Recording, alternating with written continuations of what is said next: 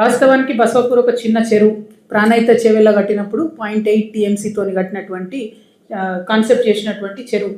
ఆ ఊరిని మొత్తం కూడా కంప్లీట్గా రెవెన్యూ అంతా తీసుకొని చుట్టుపక్కల ఉన్న 2-3 గ్రామాలు తిమ్మాపూరు, లాప్యానాయక్ తండ 2-3 ఊర్లను తీసేసుకొని 5,000 ఎకరాలు పైచిలుకు అక్వైర్ చేసుకొని బసవాపూర్ కెపాసిటీని పెంచుకున్నాం. ఎందుకంటే మంచిగా సూర్యాపేట జిల్లా అంతా కూడా నీళ్ళు వస్తాయన్న ఉద్దేశంతో. కానీ అన్ఫార్చునేట్లీ దానికి అంత ఫోర్స్ఫుల్గా పనిచేయలేదు. చేయకపోయేసరికి ఇప్పటికీ కాలువలు కాలేదు, ఇప్పటికీ డిస్ట్రిబ్యూటరీస్ కాలేదు. ఎప్పుడో శంకుస్థాపన అయినటువంటి బసవాపూర్ 2009లో ల్యాండ్స్ తీసుకుంటే ఇప్పటి వరకు బసవాపూర్ నుంచి చుక్క నీరు అయితే బయటికి పోలేదు. మరి త్వరితగతిన ఫినిష్ చేయాలని చెప్పి నేను డిమాండ్ చేస్తున్నాను.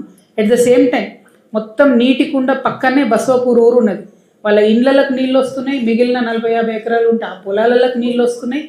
అదేవిధంగా బసవాపూర్ ఈ మొత్తం డ్యామ్ కన్స్ట్రక్ట్ చేసేటప్పుడు పెట్టినటువంటి బ్లాస్టింగ్స్తో అక్కడ ఉన్న ఇండ్లన్నీ కూడా మొత్తం నాశనమైనటువంటి పరిస్థితి ఉన్నాయి. దేనికి కాంపన్సేషన్ ఇవ్వలేదు. ఘోరం ఏంటంటే అందులో ఒక 96 ఎకరాలు డైరెక్ట్గా తీసేసుకున్నారు. ఇంతవరకు ₹1 కాంపన్సేషన్ ఇవ్వలేదు. ఈ విషయంలో దయచేసి జిల్లా కలెక్టర్ గారు చొరవ చూపించాలి. బసవాపూర్ గ్రామాన్ని విజిట్ చేయాలి మీరని నేను డిమాండ్ చేస్తూ ఉన్నాను. నేను కలెక్టర్ గారు కూడా లెటర్ రాస్తాను, వారితో కూడా మాట్లాడతాను.